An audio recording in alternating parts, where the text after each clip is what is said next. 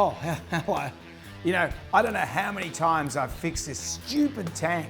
G'day, it's Jonesy here and welcome to the latest episode of Aussie Bikers. On this show, we're off to the legendary Bankstown bike show. Can you believe it's 28 years old? And despite having the odds against it over the years, it still continues to flourish. We're going to catch up with Helga, the Ducati rider, who's come off more times than me, and that's saying something. Her dedication to riding is absolutely astounding. We go to Wollongong for Harley Days and the Thunder Run. And if you've ever wondered what it's like to ride in India, well, wonder no more, we're going to take you there. And bike builder Ron Keed will be swinging by in not a moment too soon. Maybe I can con him into fixing my tank. Whilst I'm waiting for Ronnie, have a gander at what's happening with the men and machines.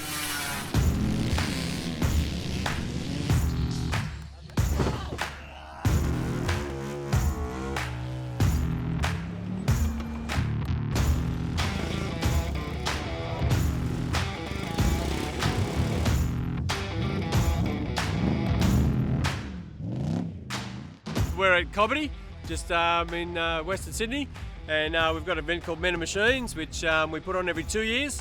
It's put on by all the local churches of the area. We've got everything from monster trucks to there's a 1901 vintage, it's a Stanley Steamer, it's a steam car. There's a brand new Ferrari Spider. There's two original GDHO Falcons here, which is a bit of a passion of mine. Plenty of bikes, there's drift karting, so they've got go-karts with plastic wheels on the back, and they're actually really good to watch and they're really good to ride.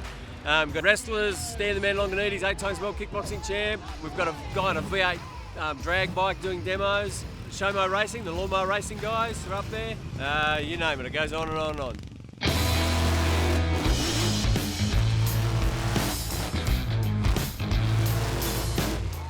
For me, I'm a bit of a monster truck guy. If it's got to have 4 wheels, it's got to grunt, it's got to make lots of noise. That, or it's got to have a gas problem, you know, flame shooting out the back and things like that.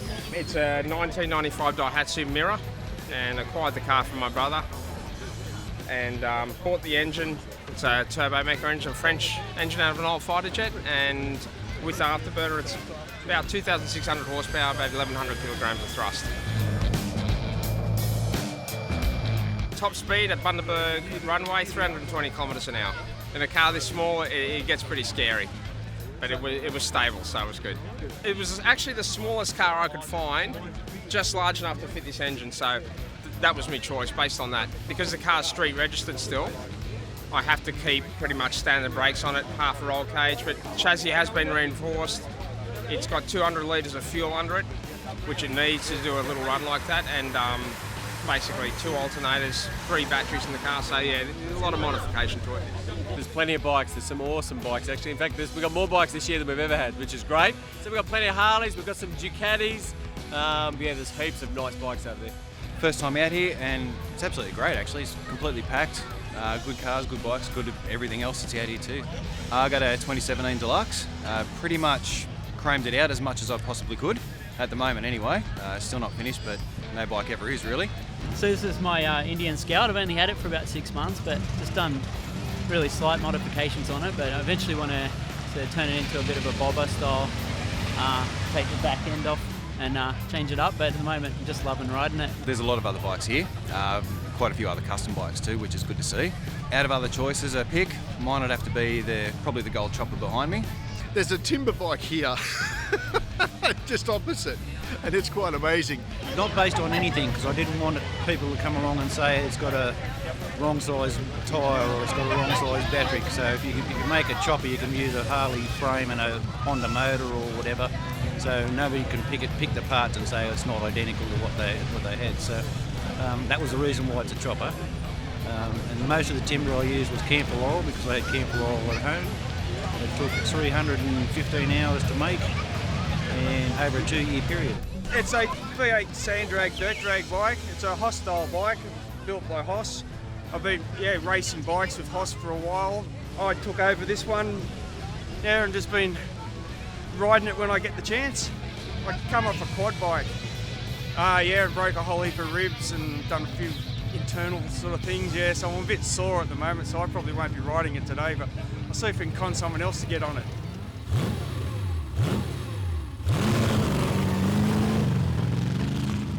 So how was that, brother? It was a bit harder than I thought it would be. Not that I thought it would be easy. but going in a straight line's fine. It's when you stop on this slop, and it's slippery and it's very heavy. We are also raising money for charity, so we're raising money for William Booth House, Salvation Army's Rehabilitation Centre, as well as the Kids of Macarthur Health Foundation. We want to just dispel the myth that if you're a Christian, you're boring and you're no fun. You can be a Christian and get into all this as well. It's more about your relationship with God than anything else. It's an opportunity for us to get out and meet the public, say good day, and try and explain to them what we're all about. But like our brothers next door, we got the motorbikes here. That's our ministry. That's what we use for our ministry, is our motorbikes. It's a real family-oriented day. You know, it's just an outreach to share what God's done in our life. It's just eye candy around here when it comes to machines, and great day. Does riding a Ducati make you crazy, or do you have to be crazy to ride one? Either way, this Ducati rider is pretty out there. Have a look. I came off and I hit a car 3 years ago, nearly ripped my leg off. I smashed it pretty badly, and so I ended up in hospital for about 4 months, and it took me a year to walk again and ride again, but that was my aim to just get back on the bike. Yeah, good on me, Horrendous Helga. Oh, she's amazing.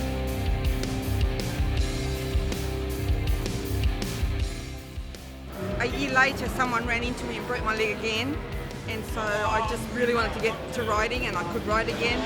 And even now, I got out of hospital and 2 days ago, so here I am doing my laps at Eastern Creek because I just love going round and round. It's just crazy fun.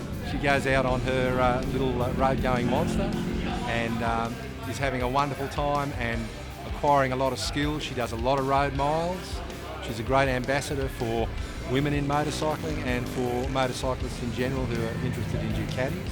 I'll do anything for a ride, so I love riding and just doing hot laps and just, rounding people up if I can. That's my aim when I'm on the track, and knowing that I'm not going to get booked for going as quick as I can. She's still got a bloody drain thing into her knee. I've had to squeeze my bag, my little machine inside my jacket so I could ride because I'm attached to the leg. So that's my little passenger. She's out there fanging it, and she's just scraped her boot, so unreal lady. Yeah, I bought them a day and a half ago and I've already eaten away the bottom of them. No, I wish you could buy just right-hand boots. It'd make life so much simpler. For the past couple of years, Harley-Davidson has put on a national event called Harley Days. Not only is it a big celebration for the Harley Owners Group, but it's also been open to everyone as well. Let's head to Wollongong now to check it out. Magical. Couldn't ask for a better day. Gorgeous weather, great ride, everyone's here having fun. So over the course of the weekend, it's really good because it sort of shows off what we're about as a brand, adventure, and that whole motorcycle community lifestyle. And that's really important for us, and I think the industry as a whole, to continue to grow the sport, to let people see what we're about, and it's infectious. It's been a spectacular weekend. The weather's turned on its charm. They've come out in droves the last 2 days. You couldn't have asked for anything better. Well, I think we had about close to 40 chapters represented here, so there's quite a few that rode in from all over the country. We had some guys in from New Zealand as well. There's been people from far and wide. That's a great weekend. We've been so lucky with the weather. Friday was a little bit hit and miss, but it turned out nice and dry. But the groups, the support acts have been sensational, first class. And much bigger than last year, so a lot more stalls and shops and food. A little bit more for the kids as well, for the families. Yeah, a few rides. With the rides. They were good. A little bit of everything for everyone. Yeah, we've got plenty on site. We've got Snap-On have been really great. They've brought a big setup undercover, which is a biker build-off. We've just had everyone come back from the Thunder Run and they're lining up, they're cleaning all their bikes for the show and shine today. We've got the Dyno Challenge happening, we've got carnival rides. So it's very family orientated as well. It's not just about us on our Harleys, but it's also about the community and their families and the charities we raise money for as well. And in addition to that, we've got stall holders, we've got the custom truck, we've got tons of merchandise, our dealers are here. And so there's tons going on, and everyone's having a lot of smiles and a lot of faces. Hog rallies they're a size, but they're nothing like this. We call this an international event because we do have people from overseas. It can only get bigger and better. We continue our adventure around the globe with the team from World on Wheels. This week, Mike and Denise take us on a tour to one of their favourite riding destinations. Let's have a look.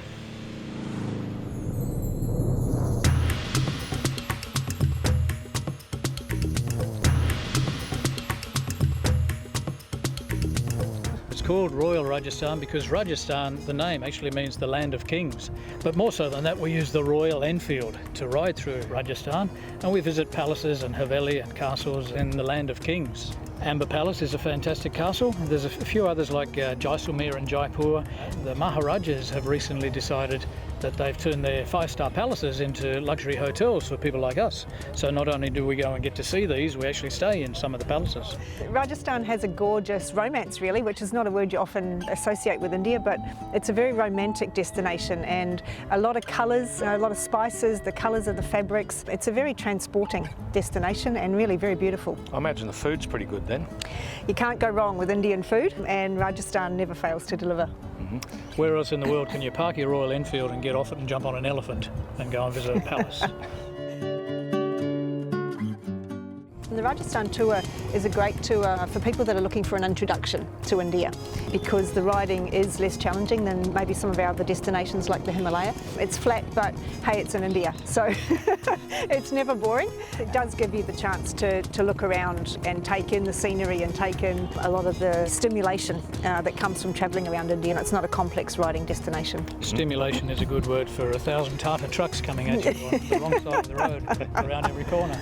The beautiful thing about the Royal Enfield, of course, is that it's still manufactured in India. If anything goes wrong, we can fix it in half an hour.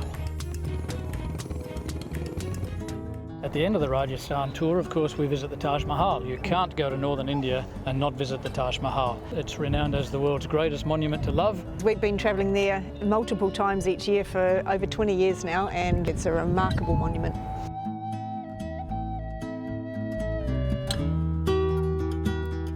What a lot of people don't know about the Taj Mahal, if they haven't yet been there, is that in fact all that white marble that is also inlaid with very precious gemstones.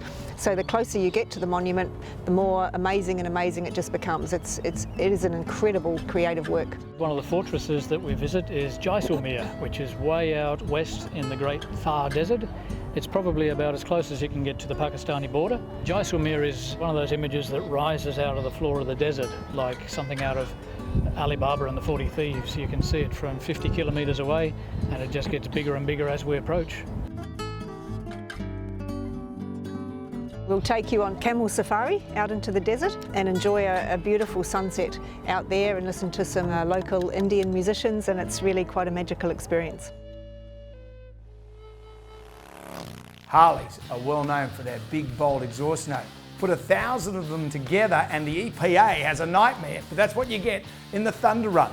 Let's see what all the fuss is about as we join the Harley Days Thunder Run. Oh wow, wasn't it a Thunder Run?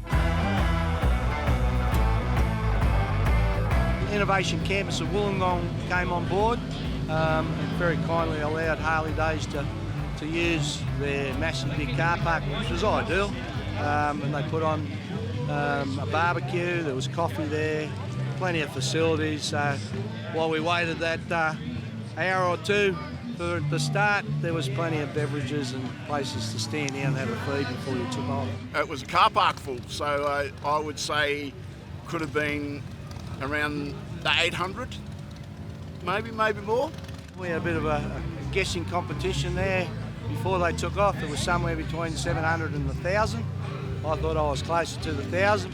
We had representatives from all over Australia, as far afield as Tassie and Western Australia, South Australia, Queensland, and even from New Zealand. So yeah, it's good to see. It's a bit like herding cats, those group photos, but they finally got there. I think the heat was starting to get us a bit, but communication issue was that the fact they are on top of the building, and it was just all hand signals. Yeah, they got there eventually. No, I think we did all right in the end. We were quite well behaved. Probably about 1,000 bikes in total that hit the road.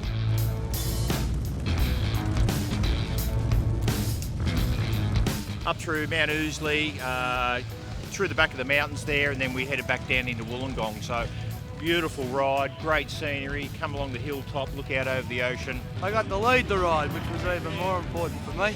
And our chapter, as a host chapter, we get to lead it. Well, I don't think people realise how close to the mountains and the ocean we are here in Wollongong. And it was great to start off like one block from the ocean, and then, you know, within 10 minutes we're up in the bush, you know, and going through the mountains. And it's So Mount Kira, Mount Kembla, which is very scenic. It's beautiful. Back through, there's a couple of beautiful little villages up there, and back down into town. The road we went up through the back of Wollongong and everything, I wouldn't mind doing it again. It was quite a nice ride. It was awesome, up through Mount Ousley and down through Cordo Heights and around Five Islands Road and back to town. The ride was great, and seeing so many great bikes, you know, it was a really good day. But it was great to see that many bikes and amazing motorbikes. Like, they're all just magnificent. Everyone different. There you go, a friend from Melbourne. That's from the Melbourne chapter. Motorcycle shows seem to be a dying breed in Australia. Continued police pressure on patch clubs and modified motorcycles have forced some shows to close. Their numbers have certainly reduced over the years. One show, though, has been a Good Friday staple for almost 30 years. It's the Bankstown Custom Motorcycle Show, and it's a great day for the whole family. Check it out. Oh, it's a great bike show, man. This is one of the last ones, as in it's 25 something years now. And it's just, mate, everyone loves Good Friday. It's like a tradition to go out here and have a couple of beers and enjoy Chrome Heaven.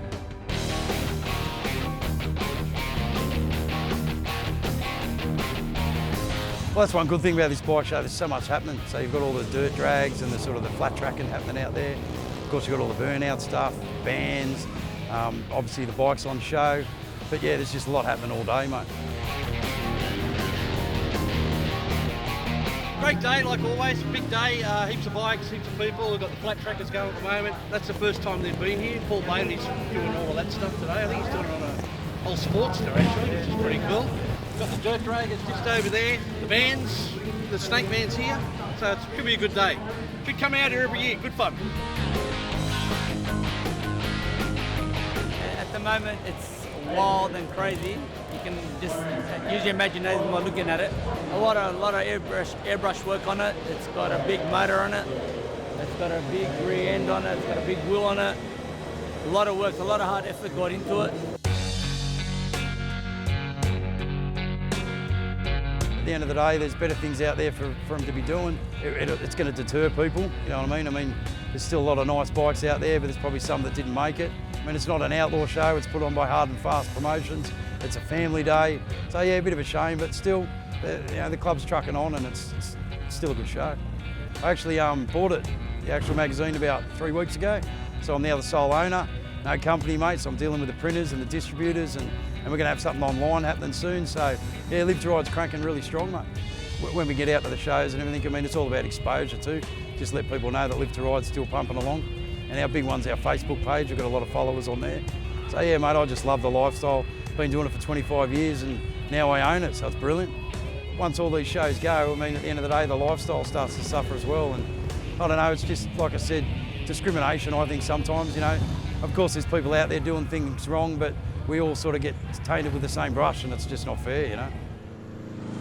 Our next guest is a man that has been painting motorcycles and restoring them for some 40 years, although he did retire 7 or 8 years ago, but hasn't seemed to have stopped working. I don't think anyone's told him when you retire, you're supposed to get in a caravan and travel around Australia, but not for Ron Keed. Ronnie, how are you? Good, mate. How you going? Very well. Thanks for coming along. No worries. So everywhere I look, if I see a classic Harley or a classic Suzuki or a classic Quacker, you have pretty much painted that Well, there's bike. a good chance, yeah. I was away on the weekend, I was with a few friends and they'd just been up to a rally at Macquarie Towns, and they said, oh, look at these bikes, and they had photos, and I said, yeah, I painted most of those ones you're showing me.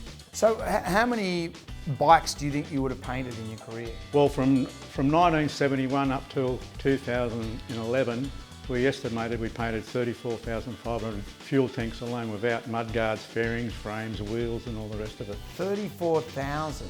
Yeah. In the 70s, we would have been turning over roughly around 24 to 25 Honda 4s a week, just Honda 4s only. And it would have been at least 30 tanks a week. And you would have seen some characters in those times. Oh, we've seen quite a few characters, good and bad, but... Yep. So you've covered the whole spectrum. You've painted from police bikes to outlaw motorcycles. Well, at one stage we were painting all the police bikes for the police department. Right. All their Honda 4s, BMWs and Kawasaki's. But because we were meeting the policemen on the job bikes, they were bringing their private bikes in, and that just escalated over the years as well, and we became very good friends with all those fellas. Is there more pressure painting a police bike or an outlaw motorcycle? No. Look, every job that we try to put out, maybe everyone didn't think so, but we would try to make it look like it was dead factory original type of paintwork. And so, when you retired some 7 or 8 years ago, but you seem to be doing more work. Well, people were just ringing me up non-stop, but they were all old customers that became friends. Right. And so you just can't say no, and it's been good. You're stuck with one bike. You have some 30 bikes. I've got 40. 40 bikes. You're stuck with one bike. Which one would it be? It's my FXR, I've got it at the front. Yeah. I bought that new in '92, and I've got a lot of different types of bikes, but that's my favourite. It really is, you know. And you painted that as well? Yeah, I painted that in '93, January '93. Because it looks Harley-Davidson, it looks genuine Harley-Davidson paint. Yeah. It's extraordinary. And so what happens in the future for Ronnie Keed? What are we doing now? Well, as you know, I've been a grandfather for 10, 15 years, and our son lives in the US, and we go there quite frequently. We're going there in a few weeks' time, so I think it'll make it my 20th trip over there. So, and I've met a few good people over there too. Well, it's a good thing you're not retired, because you know that my old Jigsaw. You might have noticed the tanks off it. That was what, 10, 15 years ago? Yeah. Well, what's the warranty on that? Because the tank's got a leak in it. It ran out. You know when you took it out the front gate? That's when the warranty ran out. Right. You don't mind having a look at it? No, though? sure, I'll have a look Well, at it. you know, you can stay there, Ron. It's okay. Ronnie Keed, thank you for joining us. No worries, thank you. Let's take a look at what's in the next issue of Heavy Duty magazine, shall we? Harley reveals their new 2019 range, including a brand new model. Plus, we get a full rundown on Harley's future models that are going to be released late next year, including the all-electric Livewire, an adventure tourer, and a Street Fighter model. We find out what went down at this year's Sturgis event. We check out some beautiful custom bikes. And of course, Doc answers your questions in Tech Talk. This issue is out now. Grab your copy today. Well, thanks for joining us for another edition of Aussie Bikers. Head over to aussiebikers.com for more videos, news, events, photos, and of course, discussion. And don't forget to sign up to the mailing list for updates and special offers. We'll see you next time, okay? Shiny side up.